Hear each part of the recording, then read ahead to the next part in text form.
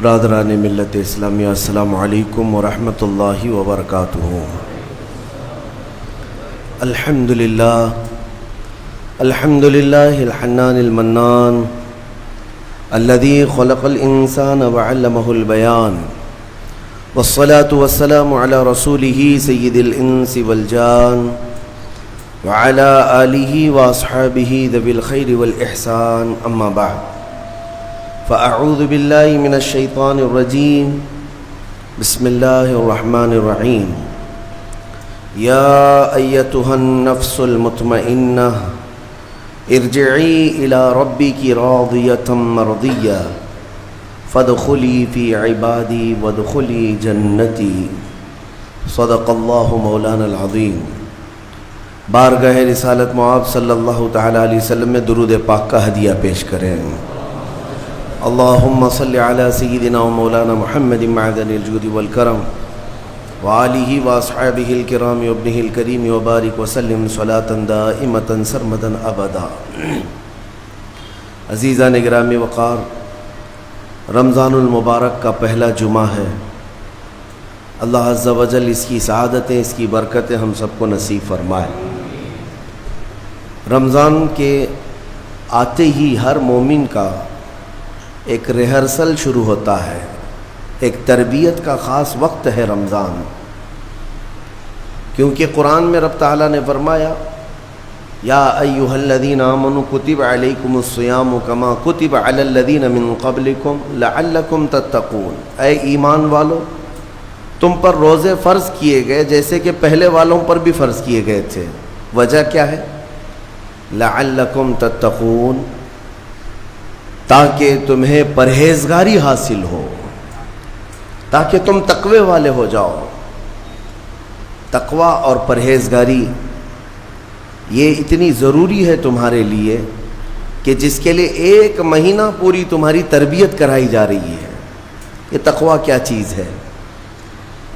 میں آپ سے اگر کہوں کہ یہ بنیاد ہے تمام اعمال کی، تقوی جو بھی عمل کریں آپ، تقوی جو ہے یہ بنیاد ہے۔ تقوی کا مطلب ہے اللہ کا خوف،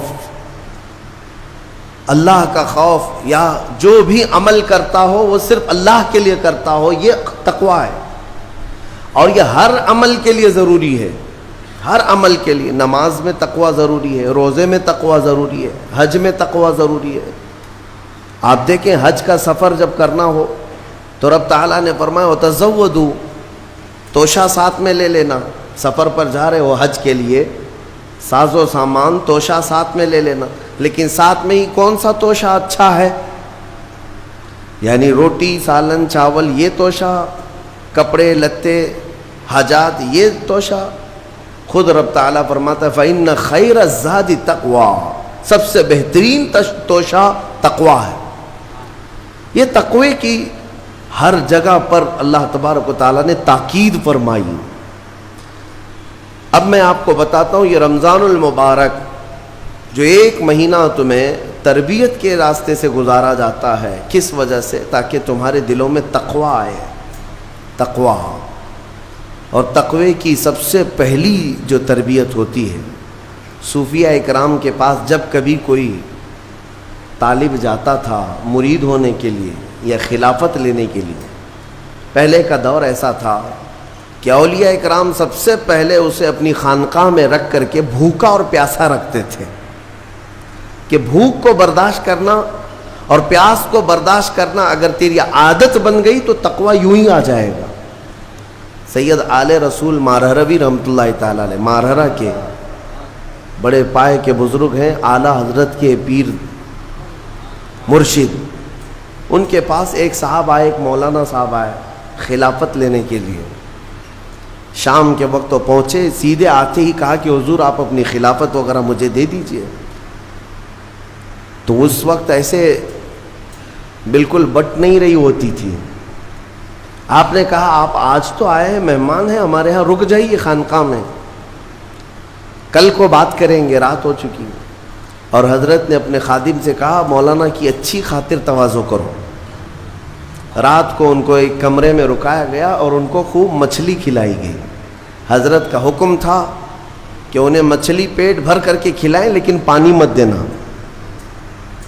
اور ایک خاص قسم کی وہاں پر مچھلی ملتی ہے اتر پردیش میں، وہ مچھلی کھلائی گئی.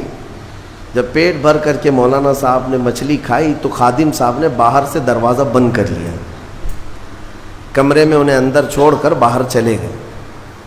وہ اندر سے پکارتے رہے پانی تو دے دیجئے، کھانا کھا لیا پانی تو دے دیجئے. کوئی سننے والا ہی نہیں تھا. وہ پانی کرتے کرتے کرتے اندر سے چیختے رہے، چلاتے رہے، اور پھر جو ہے ان کی آنکھیں بڑی ہو گئی تھیں پیاس کی شدت کی وجہ سے. ظاہر سی بات ہے مچھلی کے بعد بہت تیز پیاس لگتی ہے، کیونکہ مچھلی باہر بھی پانی میں رہتی ہے، اندر بھی اسے پانی کی ضرورت ہوتی ہے. تو وہ چیختے رہے یہاں تک کہ اب برا بھلا کہنا بھی شروع کر دیا. میں نے ان کی بڑی تعریف سنی تھی لیکن مہمانوں کے ساتھ ایسی بدتمیزی، ایسا سلوک. رات بھر وہ تڑپتے رہ گئے. صبح کو جو ہے نڈھال پڑے تھے زمین پر، فجر سے پہلے دروازہ کھولا گیا. انہوں نے آؤ دیکھا نہ تاؤ، خادم کا جبہ پکڑ کر کھینچا اور لڑنے پر آ گئے ہیں. تماچے لگائے. کہا کہ یہ کوئی شرافت ہے، یہ کوئی تہذیب ہے؟ اس طرح سے کھانا کھلا کر مہمان کو بغیر پانی کے بند کر کے چلے جاتے ہو. تو حضرت اس وقت آ گئے. حضور آل رسول رحمۃ اللہ تعالی علیہ قریب آئے، پوچھا کیا بات ہے؟ کہا آپ نے ایسا ایسا ہمارے ساتھ سلوک کیا. کہا اب آپ کو پانی دے دیا جائے گا لیکن اب خلافت نہیں دی جائے گی، اس لیے کہ پانی کی پیاس برداشت نہ کر سکے اسے تقویٰ نہیں، اور تقویٰ نہیں تو خلافت کس بات کی؟ تقویٰ کئی چیزوں سے رک جانے کا نام ہے. حضرت عمر فاروق رضی اللہ تعالیٰ عنہ سے پوچھا گیا تقویٰ کیا چیز ہے؟ تو آپ فرماتے ہیں کہ یوں سمجھو کہ ایک راستہ ہے جس میں دائیں جانب بھی کانٹے ہیں، بائیں جانب بھی کانٹے ہیں، سامنے تمہاری منزل ہے. دونوں راستوں سے کانٹوں سے اپنے جسم کو بلکہ اپنے کپڑوں کو بچا کر کے نکل جانا، یہی تقویٰ ہے. اور رسول پاک صلی اللہ تعالیٰ علیہ وسلم کی ایک حدیث پاک، الحلال بین والحرام بین، فرمایا حلال بھی واضح ہے، حرام بھی واضح ہے. کیا چیز حلال ہے یہ بھی پتہ ہے آپ کو، کیا چیز حرام ہے یہ بھی پتہ ہے. شراب حرام ہے، خنزیر حرام ہے، مردار حرام ہے، چوری حرام ہے، یہ سب تو پتہ ہے. حلال بھی پتہ ہے، اپنے ہاتھوں سے کمائی ہوئی چیزیں حلال ہیں. چاول، گیہوں، باجرہ، یہ سب چیزیں حلال ہیں نا آپ کے لیے. پھلوں میں بہت ساری حلال ہے، جانوروں میں جو حلال ہے وہ سب پتہ ہے. تو حلال کی لسٹ بھی معلوم ہے تمہیں، حرام کی لسٹ بھی معلوم ہے. حضور پاک صلی اللہ علیہ وسلم فرماتے ہیں ان دونوں کے بیچ میں کچھ چیزیں ہیں جن کے بارے میں پتہ نہیں چلتا حلال ہے کہ حرام ہے. ان چیزوں کو چھوڑ دینے کا نام تقویٰ ہے. بعض لوگ کیا سمجھتے ہیں حرام کو چھوڑ دینا تقویٰ ہے. ارے میاں حرام کو چھوڑنا تو مسلمان کی شان ہے، ضروری ہے. تم شراب نہیں پیتے تو یہ تقویٰ نہیں ہے، یہ تو اسلام کا حکم ہے. تم جوا نہیں کھیلتے، چوری نہیں کرتے، یہ تو اسلام کا حکم ہے تمہارے اوپر. لیکن کچھ ایسے شک والی چیز سے بھی بچ جاتے ہو، اس کو کہتے ہیں تقویٰ. وہ تقویٰ ہے.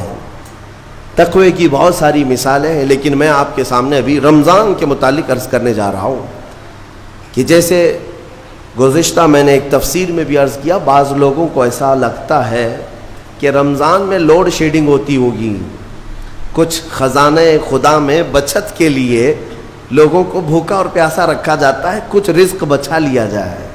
نادانو، اللہ رب العزت جو پوری کائنات کا رزاق حقیقی ہے، اسے کسی چیز کی کمی نہیں ہے. یہ روزے جو فرض کیے گئے خزانے میں بچت کے لیے نہیں بلکہ ہمارے جسموں کی اور ہماری روحوں کی اصلاح کے لیے، ہماری روحوں کی اصلاح اور جسموں کی اصلاح کے لیے ہمیں تقویٰ ملے. میں آپ کو بتاتا ہوں، ایک سوال میں آپ سے پوچھتا ہوں. آج رمضان میں یہ بہت ضروری ہے کیونکہ رمضان ہونے کے بعد بھی سب کو پتہ ہے کہ چاند دکھتے ہی اللہ شیطانوں کو قید کر لیتا ہے. یہ سب کو پتہ ہے. حدیث پاک میں بھی سرکش جنات اور شیطان دونوں قید ہو جاتے ہیں. ان کو قید کر دیا جاتا ہے, جب تک چاند نہیں دکھے گا یہ نہیں آئیں گے. لیکن جو 11 مہینے ہم بلیم ڈالتے تھے شیطان پر کہ ہم سے برائیاں ہو گئی, گناہ ہو گئی, کیوں؟ ارے شیطان ایسا کرا دیا, شیطان ویسا کرا دیا. اب رمضان میں کون کرا رہا ہے؟ شیطان تو ہے نہیں. پھر فجر میں سوتا کیوں ہے؟ بغیر نماز پڑھے ٹانگ پھیلائے ویسی نماز قضا کر رہے. کون سا شیطان تمہیں سلایا؟ ابھی تو شیطان ہے نہیں. ابھی بھی بہت سارے لوگ چوری کا کھانا نہیں چھوڑتے, بہت سارے لوگ جھوٹ, دغا, غیبت یہ رمضان میں بھی نہیں چھوڑتے ہیں. تو یہ ان کو کون سا شیطان کروا رہا ہے؟ کون سا شیطان یہ برائیاں کرواتا ہے؟ اس کے جواب کے لیے ایک چیز سمجھنا ضروری ہے. یہ بات تو مشہور ہے کہ ساری برائیاں شیطان کرواتا ہے, ابلیس کرواتا ہے نا.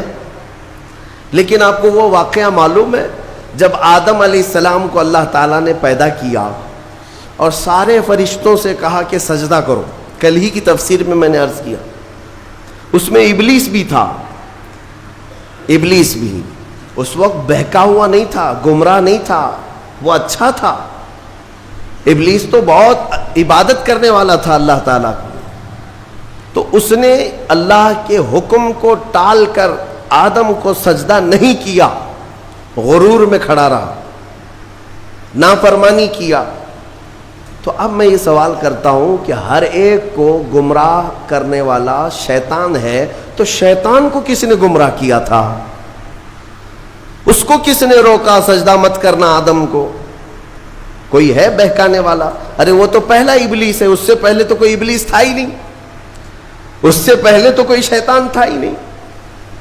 شیطان کو کس نے روکا کہ تو بڑا ہے, تو بلند ذات والا ہے, آدم مٹی سے بنا ہے؟ یہ خیال کس نے ڈالا؟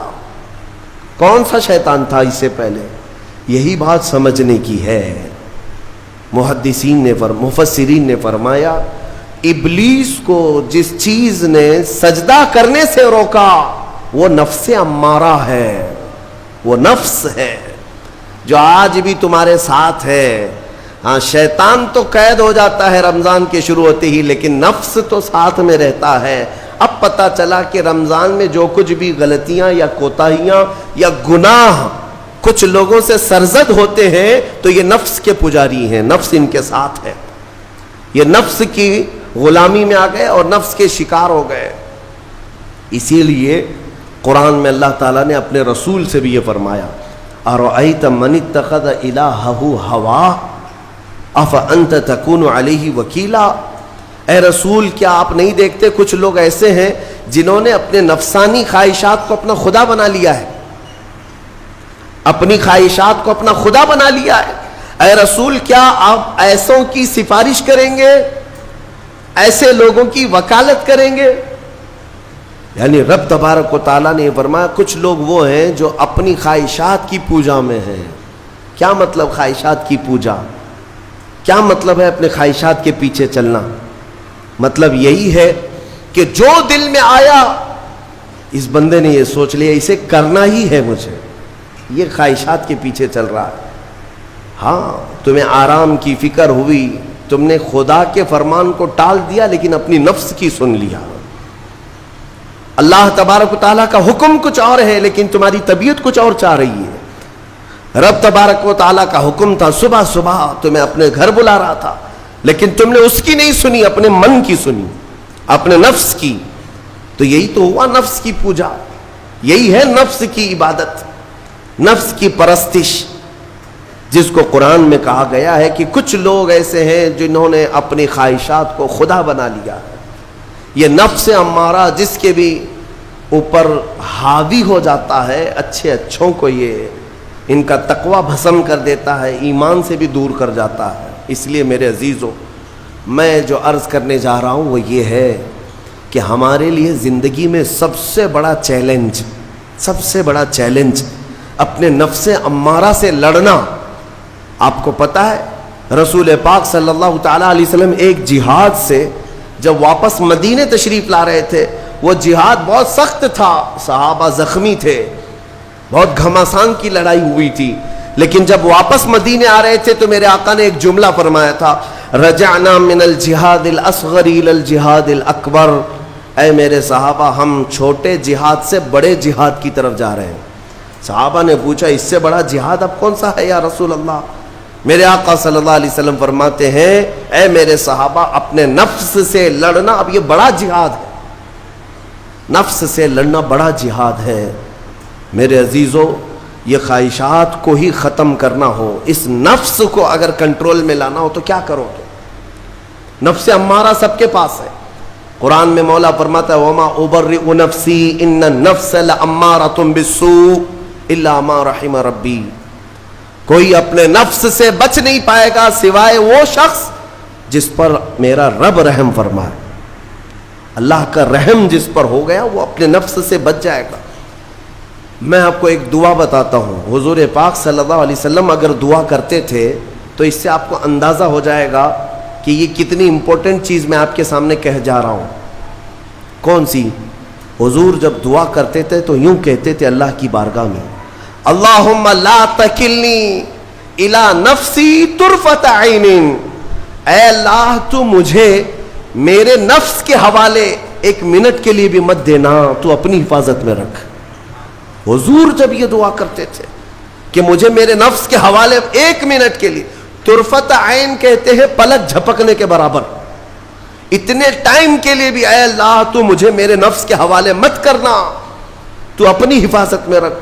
سید الانبیاء جب یہ دعا کرتے ہیں تو اندازہ کرو اے مومنو، نفس کی تباہ کاریاں کیا کیا ہیں، یہ کتنوں کو ہلاک کر دیتا ہے، کتنوں کا عمل ضائع کرتا ہے، کتنوں کا ایمان ختم کرتا ہے۔ اب میں جو بات کہہ رہا ہوں وہ یہ توجہ سے سنو، یہ نفس امارہ جس نے شیطان کو بھی گمراہ کیا، شیطان کو بھی بہکا دیا، یہ نفس آدم کو سجدہ نہ کرنے کا جو غرور پیدا کیا یہی نفس امارہ تھا۔ اس نفس امارہ کو اگر کوئی کنٹرول کرا سکتا ہے تو وہ ماہ رمضان المبارک ہے۔ بس یہی ہے رمضان کی فضیلت۔ رمضان المبارک اس لیے تمہیں دیا گیا کہ بڑی بڑی طاقتیں تمہارے نفس کو قابو میں نہیں کر پائیں گی، لیکن رمضان کے روزے تمہیں کنٹرول میں لے آئیں گے، کنٹرول میں لائیں گے۔ اب سمجھ میں آیا کہ روزے کیوں رکھائے جا رہے ہیں؟ ارے گرمیوں کی شدت ہے، ادھر حلق سوکھا جا رہا ہے، پیٹ پیٹ سے لگ جاتا ہے۔ ان لوگوں کو پوچھو روزہ کیسا ہوتا ہے جو مزدوری کرتے ہیں، ان لوگوں سے پوچھو جو دن بھر کام کاج کرتے ہیں۔ میرے عزیزوں، روزے رکھنے کے بعد کیا رب تبارک و تعالی کسی کو اس کی طاقت سے زیادہ تکلیف دینا چاہتا ہے؟ نہیں میرے عزیزوں، وہ رحمان ہے۔ اس نے جب تمہیں ماں کے پیٹ میں 9 مہینے رزق دیا تو کیا کائنات میں نہیں دے گا؟ تمہیں ماں کے پیٹ میں بھی رزق دیتا رہا۔ تم جب دنیا میں آئے تمہارے ماں کے سینے میں خون سے دودھ کس نے بنایا؟ تمہارے رزق کا انتظام کرنے والا وہ خدا۔ اگر تمہیں حکم دیتا ہے کہ صبح سے لے کر شام تک بھوکے رہو تو یہ اس کا ظلم نہیں بلکہ یہ عین کرم ہے، اللہ تبارک و تعالیٰ کا رحم ہے تم پر کہ وہ مولا ہماری اصلاح چاہتا ہے کہ ہمارے اندر تقوی آ جائے، جسم میں بھی اور روح میں بھی۔ اب ایک اور بات میں آپ کو بتا دوں، میں نے ایک بات پڑھی تھی نفس کے متعلق، یہ نفس امارہ، اسی لیے امام غزالی رحمۃ اللہ تعالیٰ علیہ نے فرمایا اللہ کی جو مخلوق ہے وہ 3 طرح کی ہے، ایک فرشتے، دوسرے انسان، تیسرے جانور۔ یہ 3 الگ الگ قسم کی مخلوق ہیں، کیونکہ اللہ تعالیٰ نے تینوں کو جو چیزیں دی ہیں ان میں فرق ہے۔ فرشتوں کو اللہ نے عقل دیا ہے، نفس نہیں ہے۔ نفس، شہوت، برائی کرنے کی خواہش فرشتوں کے اندر ہے ہی نہیں، وہ سوچ بھی نہیں سکتے برائی کرنے کا۔ فرشتوں کو اللہ نے عقل دیا ہے، اور عقل عزت والی چیز ہے۔ اور جانوروں کو اللہ نے نفس دیا ہے، عقل نہیں، عقل والے نہیں ہیں جانور، عقل والے نہیں، لیکن نفس ہے، شہوت ہے، شہوت بھی ہے، نفس بھی۔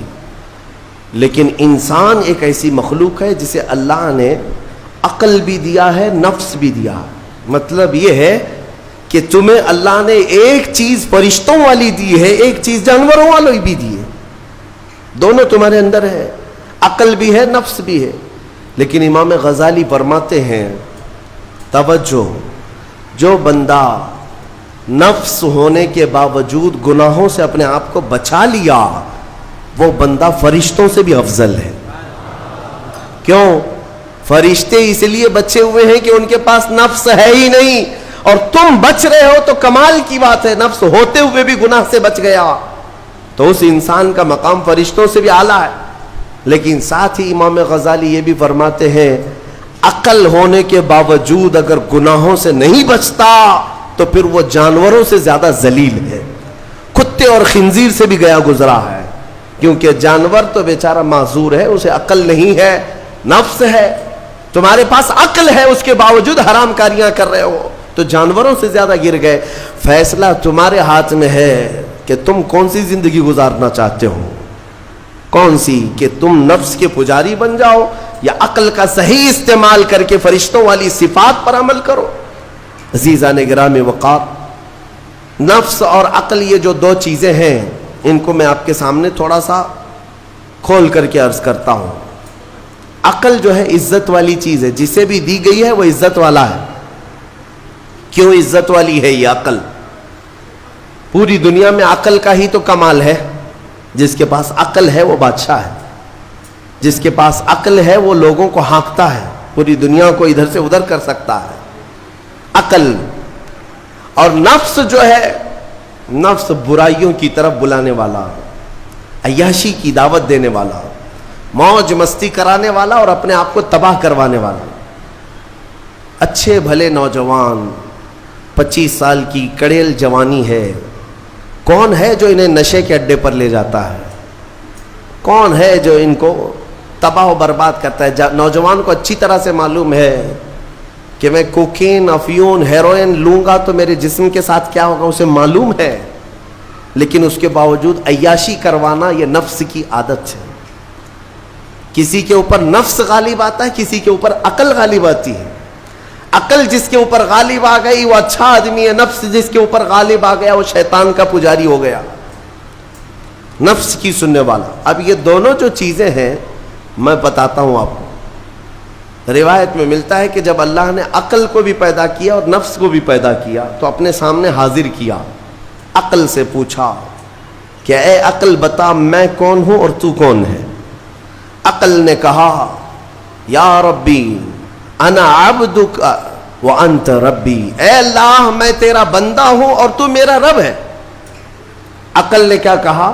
میں تیرا بندہ ہوں اور تو میرا رب ہے. اللہ نے عزت سے نوازا, اقرار کیا نا بندہ ہونے کا. عقل نے اقرار کیا, پھر نفس کو بلایا, نفس سے پوچھا بتا میں کون ہوں اور تو کون ہے؟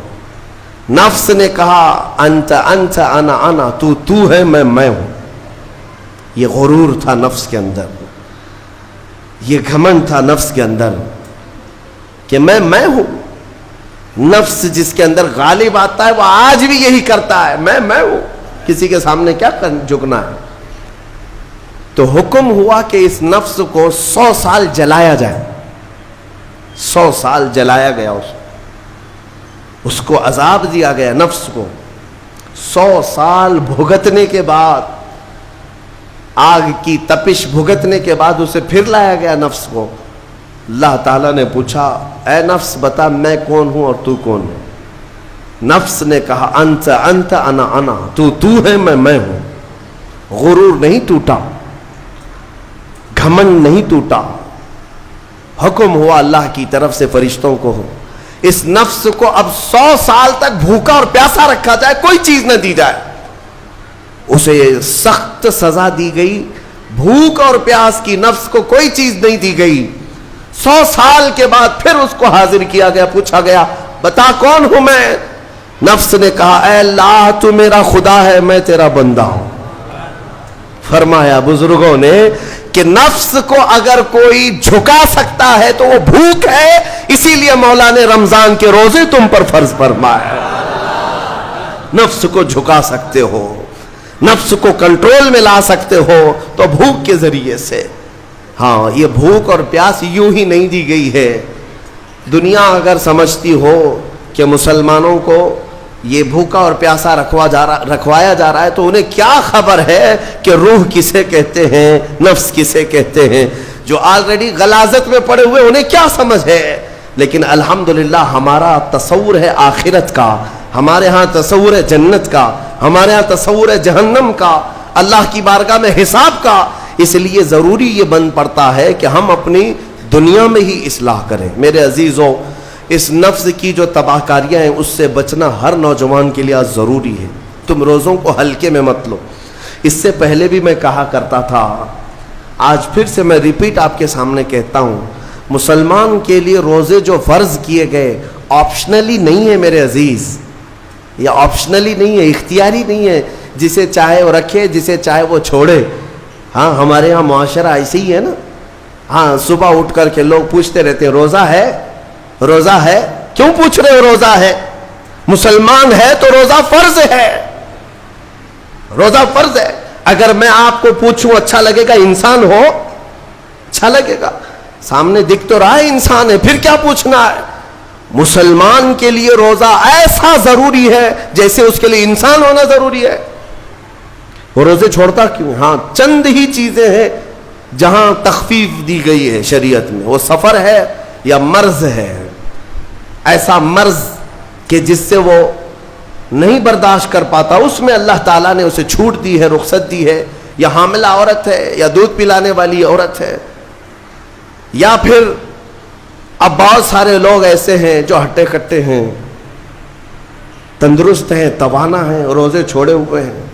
میرے عزیز, سب ہونے کے بعد اگر روزہ چھوڑنے کی کسی کو رخصت ہے نا, تو وہ صرف ان عورتوں کو جن کی ماہواری آتی ہے مہینے میں یا بچے کے بعد, حیض و نفاس والی عورتوں کے لیے روزہ نہیں ہے.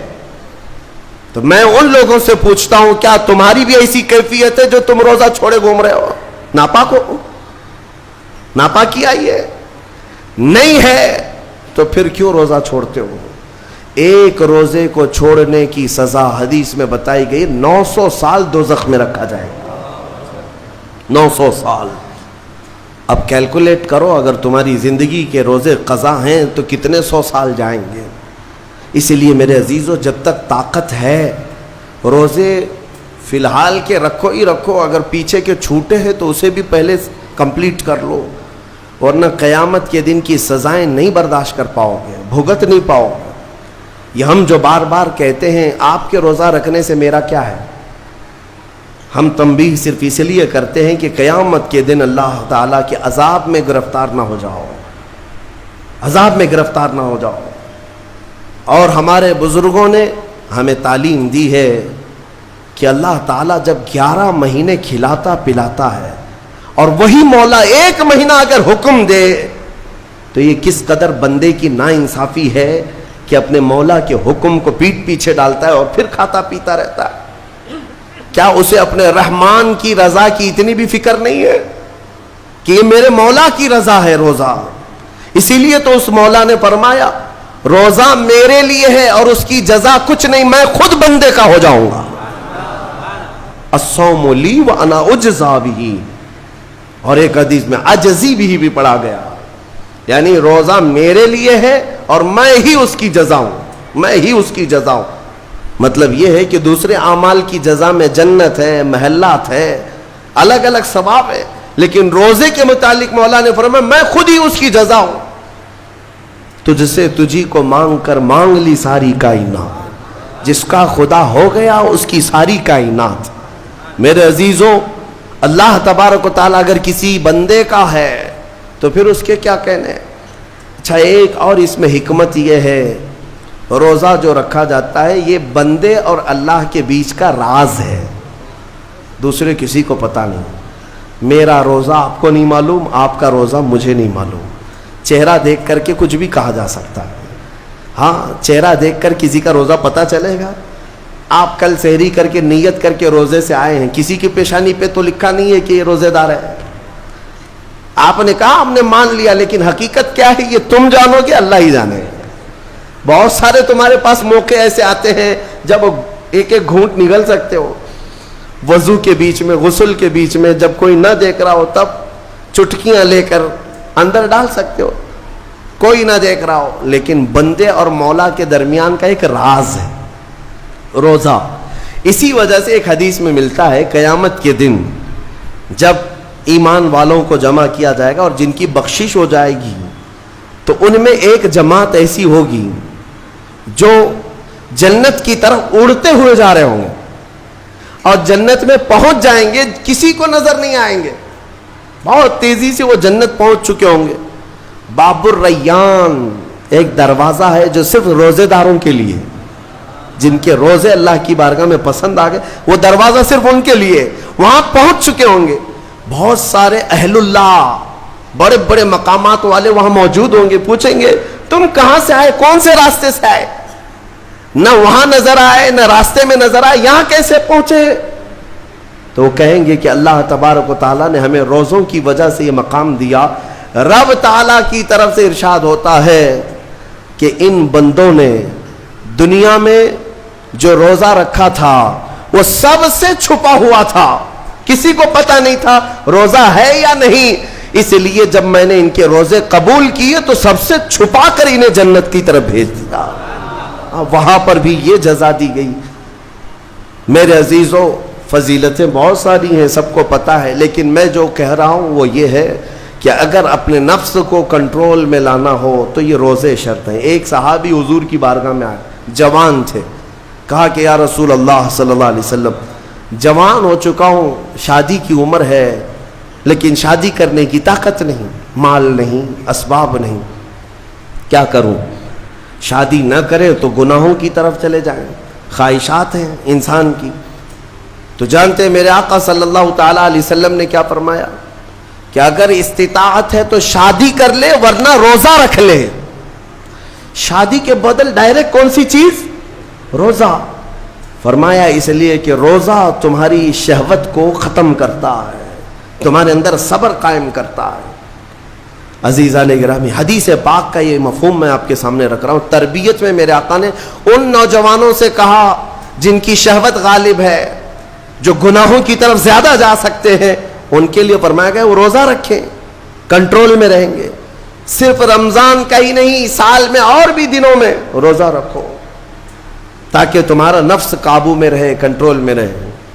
میں چند مہینے پہلے کچھ نوجوانوں کی کثرت کو دیکھ رہا تھا جو اپنے جسم کو شیڈول بنانے کے لیے, مینٹین کرنے کے لیے ڈائٹ پلان تیار کر رہے تھے.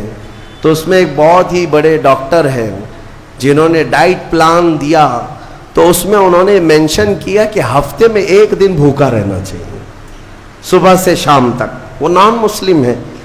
میں نے پوچھا تھا کہ یہ آپ کے ڈائٹ پلان میں کس لیے ہے, تو انہوں نے اس کی سائنٹیفک وجہ بتائی کہ ہفتے بھر میں ہم جو کچھ بھی کھاتے ہیں, کچھ ایسی چیزیں جمع ہو جاتی ہیں جن کو پگھلنے کا موقع ہی نہیں ملتا, ہم بار بار کھاتے رہتے ہیں, اس پر چیزیں جمع ہوتی رہتی ہیں. ایک دن ہفتے میں اگر اپنے پیٹ کو خالی چھوڑ دیا جائے تو فاسد مادے گل کر کے باہر نکل جائیں گے اور صحت ہمیشہ صحیح رہے گی. یہ دنیا کہہ رہی ہے. میرا مولا بغیر حکمت کے کوئی چیز تم پر فرض نہیں فرماتا. جس نے ہمارے جسموں کو بنایا, جس نے ہماری روح کو بنایا, وہی زیادہ بہتر جانتا ہے کہ ہمارے حق میں کیا چیز اچھی ہے. اس لیے اے میرے عزیزوں, اب ان نفس کے خلاف جو باتیں میں نے عرض کی ہیں, نوجوانوں, آج تمہارے لیے نہیں پوری زندگی کا سب سے بڑا چیلنج ہے, سب سے بڑا چیلنج. جو اپنے نفس امارہ سے بچ گیا وہ صحیح سلامت دنیا سے چلا گیا, ورنہ موت کے وقت بستر پر روح نکلنے سے پہلے بھی نفس امارہ بہکاتا ہے. یہ شیطان کا قریبی دوست ہے. یہ دونوں کی سانٹھ گانٹھ ہے. نفس کی اور شیطان کی دوستی بہت گہری ہے, بہت گہری ہے. اسی لیے تو شیطان جاتا ہے تو نفس اس کا کام کرتا رہتا ہے. دونوں مل کر کے انسان کو تباہ و برباد کرتے ہیں. لیکن اس کے باوجود اگر آپ بچے ہیں تو یہ اللہ کا فضل ہے تم پر, اللہ کا فضل ہے. میں بنی اسرائیل کے ایک شخص کے متعلق پڑھا تھا, بڑا عبادت گزار شخص تھا. وہ اپنے صومعہ میں، صومعہ کہتے ہیں جس میں عبادت کرتے ہیں، بنی اسرائیل کا وہ عبادت گزار شخص قریب 80 سال تک عبادت کیا اور باہر نہیں نکلا. شہر میں سب سے زیادہ مقبول، ہر ایک اس کے پاس دعائیں کرانے کے لیے آتے تھے. اتفاق سے اس گاؤں میں ایک گھر کے 4 بھائی تھے، وہ تجارت پر جا رہے تھے، ان کی تنہا بہن تھی گھر پر. چاروں نے سوچا ہم تجارت پر جا رہے ہیں، اپنی بہن کہاں چھوڑیں. تو چاروں نے کئی لوگوں سے مشورہ کیا اور بزرگوں سے بات چیت ہوئی تو کہا کہ وہ عابد جو شب زندہ دار ہیں، رات بھر عبادت کرتے ہیں، ان کی نگرانی میں چھوڑ کر، ان کی کفالت میں چھوڑ کر چلے جاتے. وہ چاروں آئے اور اپنی تجارت کا سفر بتایا اور کہا کہ ہماری بہن گھر پہ رہے گی، بس آپ دیکھ بھال کریں. اور وہ تجارت پر چلے گئے. یہ بہت ہی عبادت گزار شخص ہے بنی اسرائیل کا، بہت عبادت گزار. چند دن گزرے تھے کہ نفس نے یہ باتیں باہر لانی شروع کی کہ پتہ نہیں وہ خاتون اندر اکیلی کیا کرتی ہوگی، بھائی بھی نہیں، ماں باپ بھی نہیں. پھر شیطان آیا، کہا ارے کچھ تو خیال کرو، تمہارے پاس امانت دے کر گئے ہیں اس کے بھائی، تم اس سے خیر خیریت بھی نہیں پوچھتے. آپ نہ جانا اس کے پاس، محض آپ اپنی چوکھٹ سے تو اسے آواز دے کر کے پوچھ لیں کیا چل رہا ہے اس کے گھر میں. تو اس عابد نے اپنے صومعہ کی چوکھٹ پر آ کر اس خاتون کو آواز دی. وہ خاتون اپنے گھر کے باہر آئی، چوکھٹ پر وہ کھڑی رہی. پوچھا کیسی چل رہی ہے، خیریت ہے، طبیعت اچھی ہے. بات چیت ہوئی، اس کے بعد چلے گئے.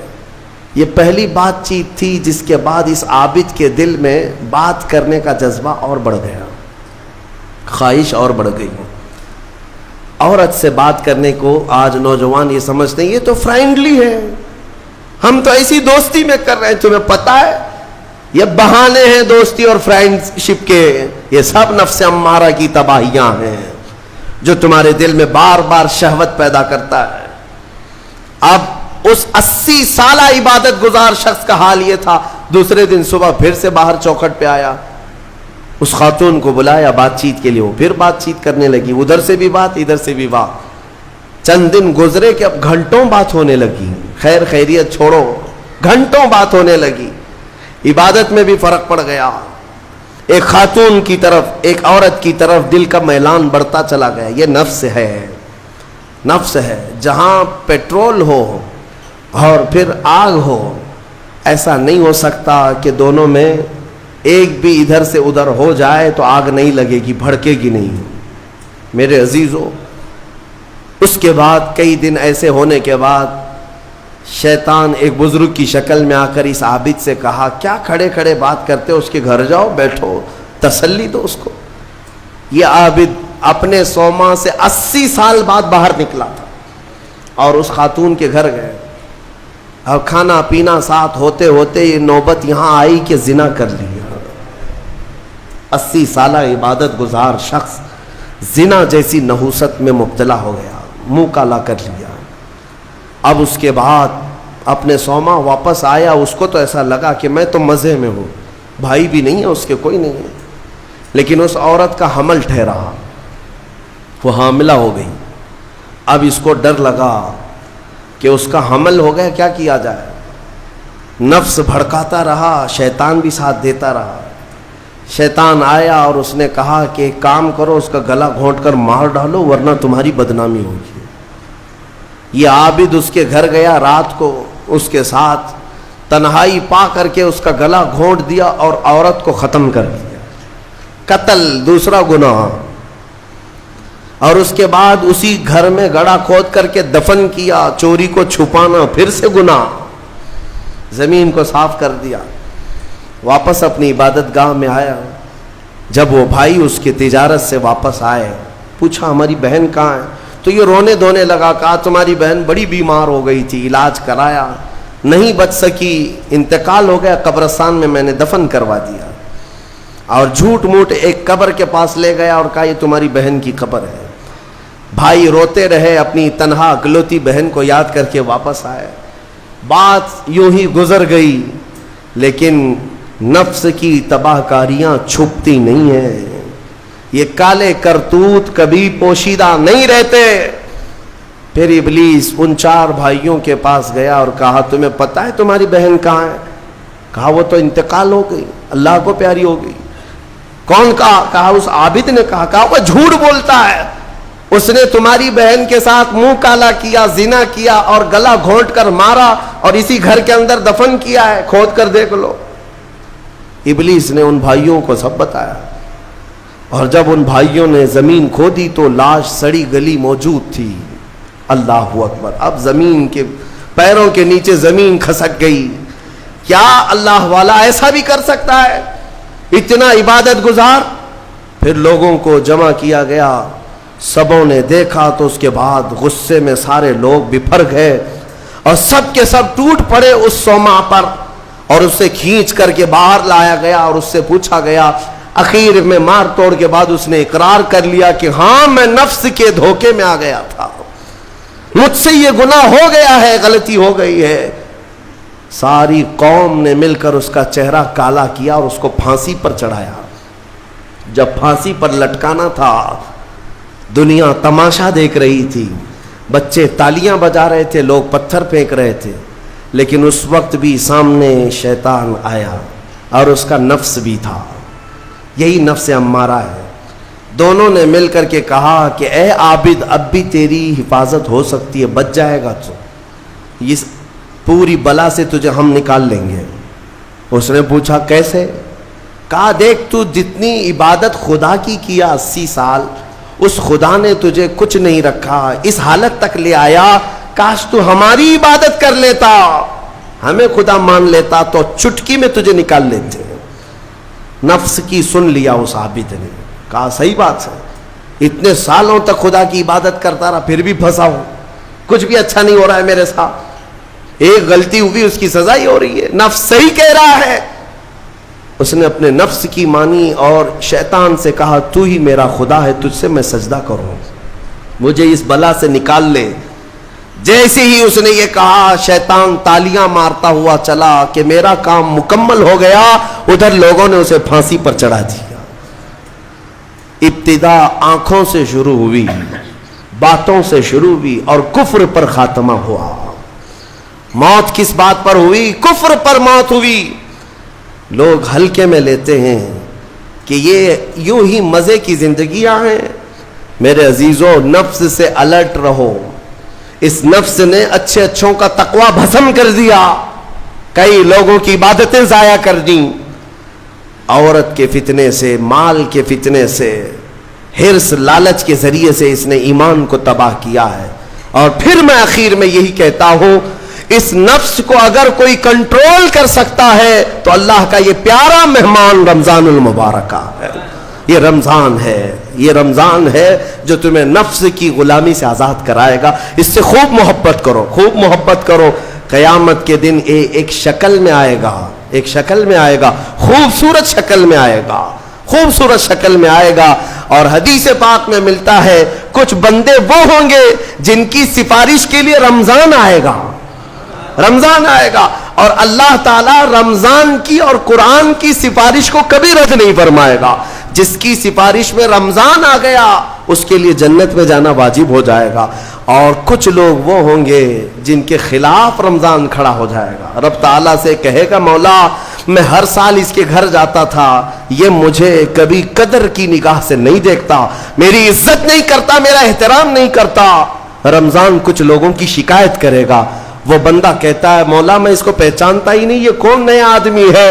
مولا فرمائے گا یہ میرا مہمان رمضان ہے جو ہر سال تیرے گھر آتا تھا، تو بے قدری کرتا تھا، بے احترامی کرتا تھا، اور آج رمضان تیرے خلاف کھڑا ہو گیا، اس لیے تجھے جہنم میں جانے کا پروانہ دیا جاتا ہے۔ میرے عزیزو رمضان کو اپنے خلاف سفارشی نہ بناؤ، رمضان کو اپنا حمایتی بناؤ، اس سے محبت کرو، اس رمضان کا قدر کرو، احترام کرو۔ اپنے گھروں میں جس طرح کسی باہر کے آئے ہوئے مہمان کی عزت ہوتی ہے رمضان کی عزت ہونی چاہیے۔ گھروں میں خرافات نہ ہو، بے حیائیاں نہ ہو، بچوں کو بار بار اس بات پر ٹوکو کہ بیٹا بری بات نہ کریں، رمضان ہے، اللہ کا مہینہ ہے، ہمارے بزرگ ہمیشہ یہی کہا کرتے تھے, کسی کو مارنے نہیں دیتے تھے کہ روزہ ہے, رمضان ہے, ہاتھ نہیں اٹھانا. گالی دیتے تو کہتے کہ بیٹا رمضان چل رہا ہے, گالی مت دے. یہ ہے رمضان کے احترام کے طریقے. آج یہ ہمارے معاشرے سے جا رہے ہیں. اسی لیے میں کہتا ہوں ہر بات پر تاکید کرو اپنے بچوں کو کہ رمضان ہے, رمضان ہے, اور انشاءاللہ العزیز یہ رمضان ہماری سفارش کرے گا اور مولا اس کی سفارش پر ہمیں جنت عطا فرمائے گا. وآخر دعوانا الحمدللہ رب العالمین.